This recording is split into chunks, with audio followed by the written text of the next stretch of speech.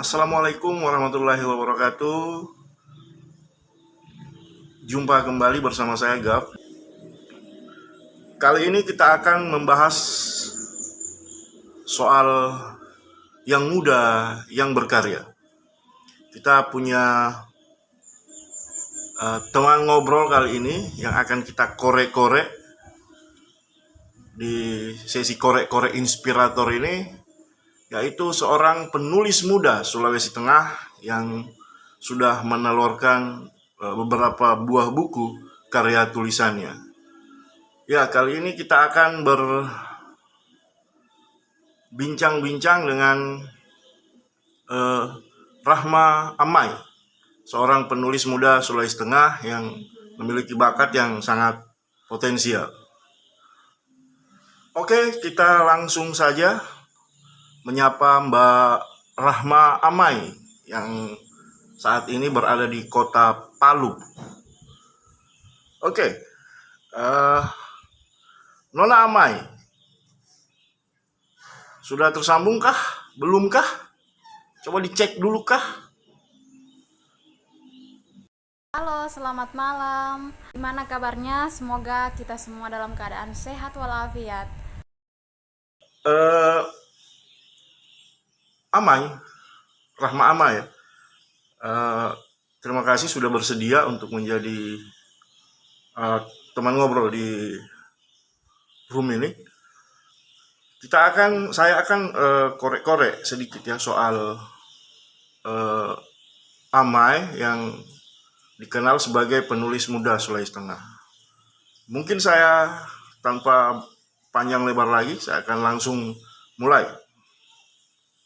Baik, Rahma Amai, sejak kapan sih mulai menulis dan apa yang menginspirasi Rahma sampai bisa menulis?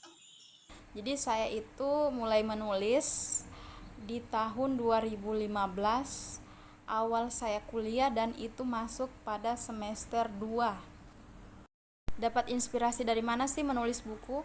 Inspirasi saya pada saat itu di tahun 2015 dan memasuki semester 2, saya mendapatkan satu buku yang judulnya itu sangat menggugah inspirasi teman-teman untuk terus belajar. Judulnya itu The Spirit of Learning. Jadi itu satu buku inspirasi saya sampai mungkin bisa dikatakan saya berada di tahap kayak begini.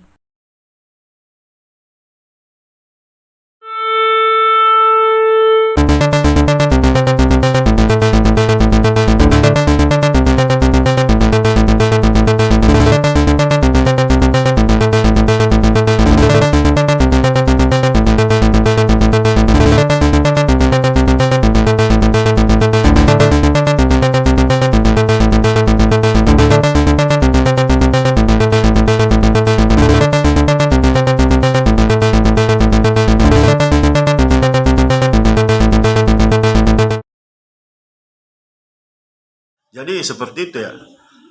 Terus hingga saat ini sudah berapa banyak buku yang sudah berapa banyak karya Rahma yang diterbitkan sebagai menjadi buku, dan menjadi seorang penulis ya, kemudian bukunya terbit, apa sih enaknya? Menulis sampai terbit menjadi buku. Enaknya apa sih? Ya kalau sudah namanya menjadi seorang penulis tentu akan menjadi kebiasaan. Akan melakukan hal-hal yang baru, akan melakukan hal-hal yang bermanfaat untuk bisa dibaca dan dinikmati oleh orang banyak. Nah, saya sendiri sebagai penulis itu sudah sangat merasakan manfaat menjadi penulis. Artinya, dalam hal ini saya sudah bisa menebar kebaikan lewat tulisan-tulisan itu. Sebagaimana yang dikatakan bahwa tulisan itu akan menjadi amal jariah sepanjang masa, amal jariah yang tak pernah terhapus oleh waktu apapun meskipun kita tidak ada, namun karya-karya yang itu akan membuat kita abadi. Jadi sejauh ini dari tahun 2015 saya berkiprah di dunia kepenulisan, saya sudah bisa menghasilkan 6 buah buku. Yang pertama itu berjudul 9 Pil Mujara Pembangkit Sukses, itu terbit di tahun 2015. Kemudian tahun 2016 itu terbit lagi buku yang berjudul The Miracle of Life, itu buku kedua. Kemudian buku ketiga itu di tahun 2018, itu 10 kisah menginspirasi ala politisi zaman now. Nah, di tahun 2020, di tahun yang sama, itu ada 2 buku yang keluar versi biografi. Jadi ada yang berjudul Mutiara di Ufuk Timur, itu milik Bapak Anwar Hafid, tentang kehidupan rekam jejak pada saat beliau memimpin dan menjadi sebagai seorang bupati. Kemudian di tahun yang sama pun itu saya mendapat job dari Pak Wakil Gubernur Bapak Rusli Daeng Palabi, menuliskan juga buku biografinya yang berjudul Menerjang Badai.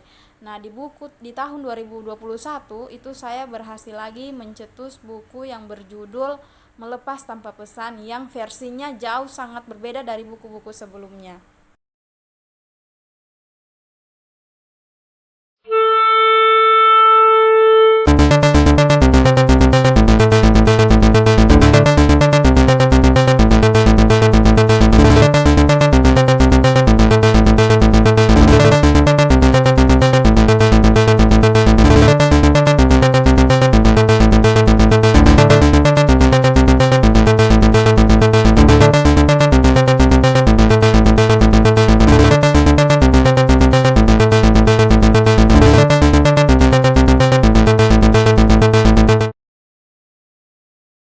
Oke, lanjut lagi ya, Amai, ke pertanyaan saya selanjutnya. Tentu kan korek-korek ini bertanya terus. Eh, di antara semua buku-buku yang sudah diterbitkan, buku apa saja yang paling berkesan buat Rahma, dan semua buku-bukunya Rahma sudah beredar sampai di mana sih? Dari semua buku yang saya tulis, itu ada 2 buku yang sampai saat ini saya rasakan betul hasil perjuangannya. Pertama, buku itu adalah buku tentang Mutiara di Ufuk Timur, di mana buku itu sangat viral betul-betul dan menjadi trending nomor 1 di tahun 2019. Kenapa? Karena di Sulawesi Tengah, sebagai penulis muda Sulawesi Tengah, saya bangga karena pada saat itu saya duduk berdampingan dengan sosok yang sangat luar biasa. Sosoknya siapa? Pertama itu Bapak Agus Harimurti Yudhoyono, di mana yang kita kenal sebagai putra dari mantan presiden, dan itu bersanding dengan Bapak Anwar Hafid sebagai anggota DPR RI.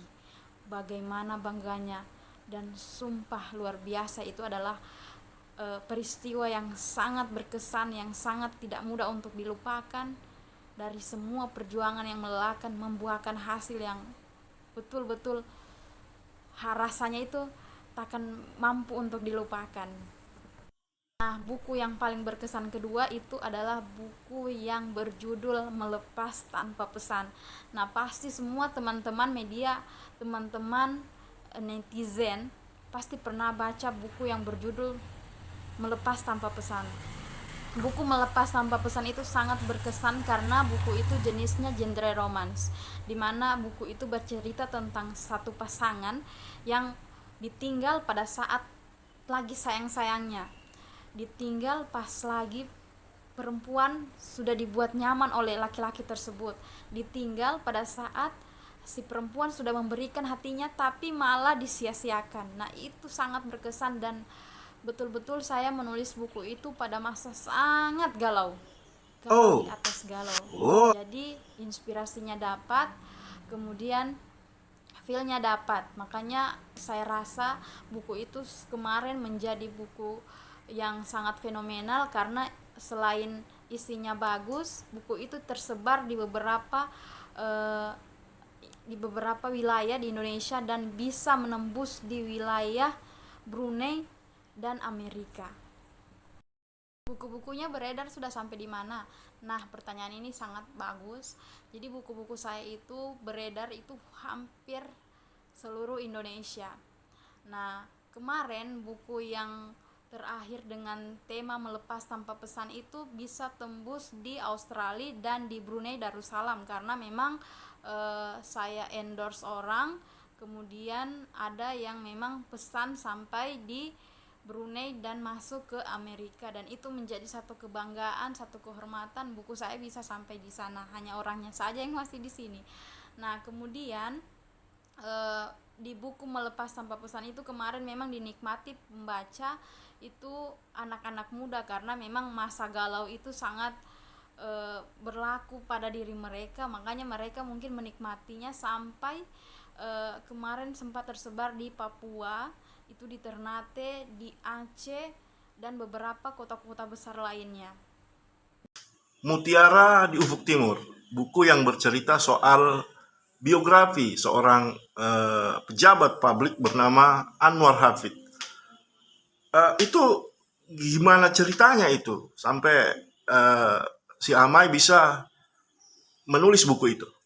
Bisa nggak diceritakan bagaimana prosesnya sampai Rahma bisa nulis buku itu? Buku Anwar Hafid, Mutiara di Ufuk Timur. Itu ceritanya kayak gini. Saya sering bilang pada teman-teman yang sering bertanya, pada saat itu gimana sih caranya sampai bisa terhubung sama Pak Anwar Hafid?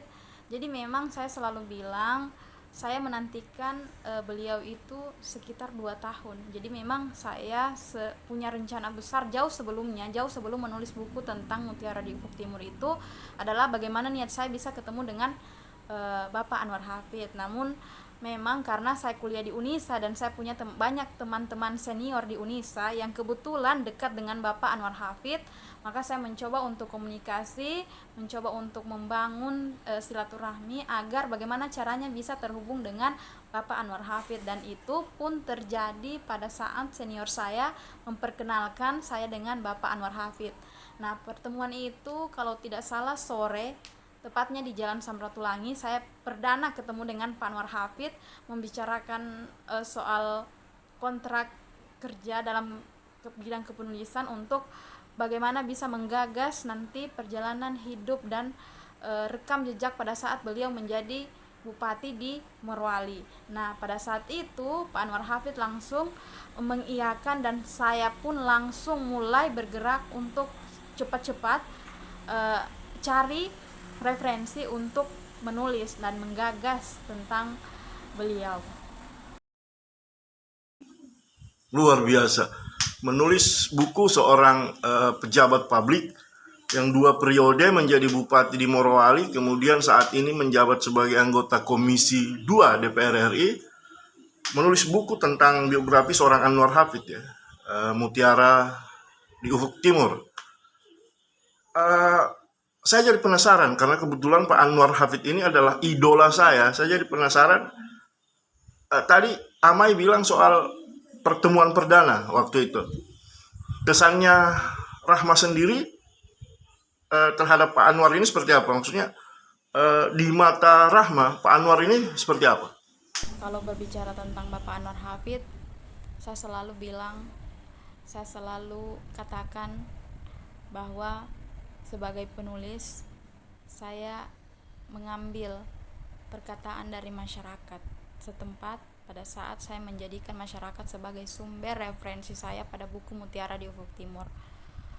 Bapak Anwar Hafid itu ibarat fajar yang datangnya selalu dinanti dan perginya selalu membawa kerinduan.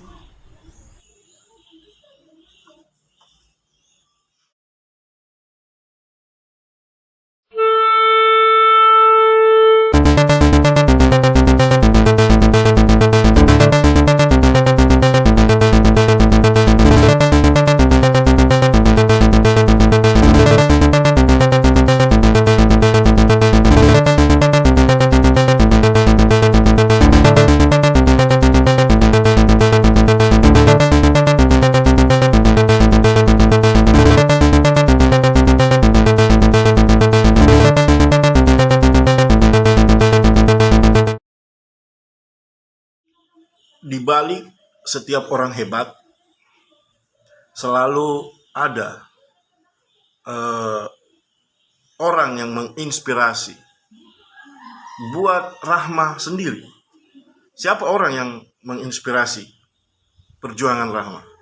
Balik suksesnya seorang wanita, kadang ada mantan yang stres. Jadi kalau di sini saya tegaskan bahwa proses yang serai, prestasi yang serai itu karena ada satu sosok yang sangat luar biasa, yakni laki-laki hebat.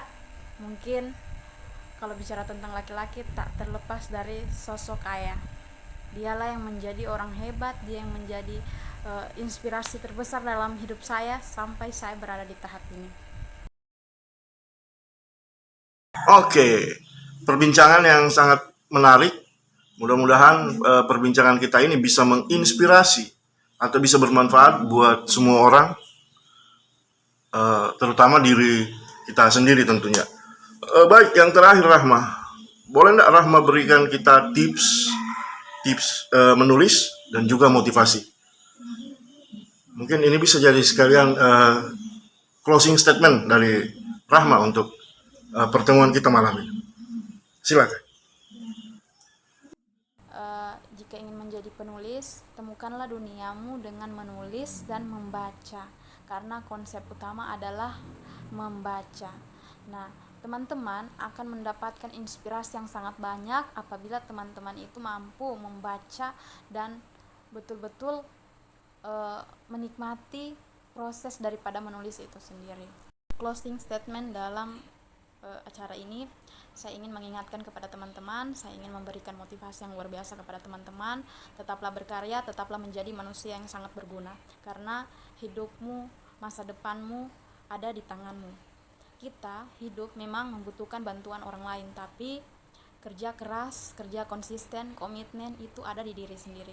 Tuhan sudah pernah bilang dia tidak bisa merubah suatu kaum kecuali kaum itu sendiri yang dapat merubahnya. Maka dari itu kembangkan potensi yang ada di diri kita. Saya yakin dan percaya hampir semua manusia mempunyai bakat yang luar biasa. Dan saya selalu melihat, saya selalu ingatkan sama teman-teman lainnya untuk tetap menghargai orang lain, apapun bentuknya, apapun bagaimanapun fisiknya, teman-teman, kakak-kakak, saudara-saudara kita tetap harus menghargai, karena kita tidak tahu merakel apa yang ada di dalam dirinya. Nah, saya ingin ingatkan sama teman-teman, tetaplah menghargai karya orang lain, tetaplah berbuat baik meski karya kita itu dianggap remeh oleh orang lain. Nah, kedua, saya ingin ingatkan kepada teman-teman, setinggi apapun kamu melangkah, tetaplah kembali ke jalan yang benar. Artinya porsimu sudah Allah berikan sesuai dengan tupoksi yang tercatat di Lauhul Mahfuz. Nah, saya ingin bilang kepada teman-teman bahwa apapun yang kau raih, apapun yang kau dapatkan, tetaplah menjadi orang yang rendah diri, yang tidak boleh merendahkan satu sama lain, karena hakikatnya kesuksesan yang kau raih, keberhasilan yang kau dapatkan tidak lalai dari orang-orang di sekitar, orang-orang yang bahkan kamu tak tahu mendoakan kamu secara diam-diam, dan orang-orang yang memberikan banyak saran, banyak masukan kepada kamu sehingga kamu ada di tahap itu. Oke, terima kasih banyak untuk Rahma Amai, penulis muda Sulawesi Tengah yang punya bakat potensial di dunia menulis.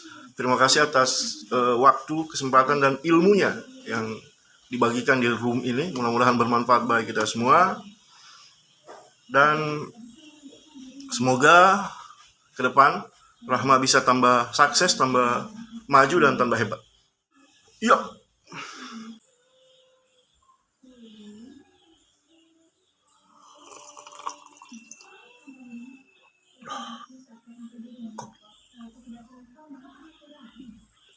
Oke, itulah tadi perbincangan kita bersama Rahma Amai, penulis muda Sulawesi Tengah, di Korek-Korek Inspirator, yang muda yang berkarya.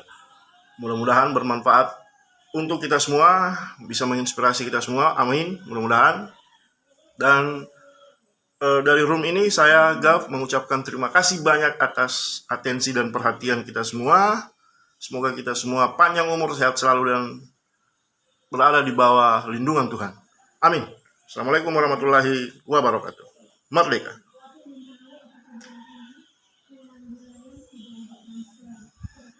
Udah, gitu aja.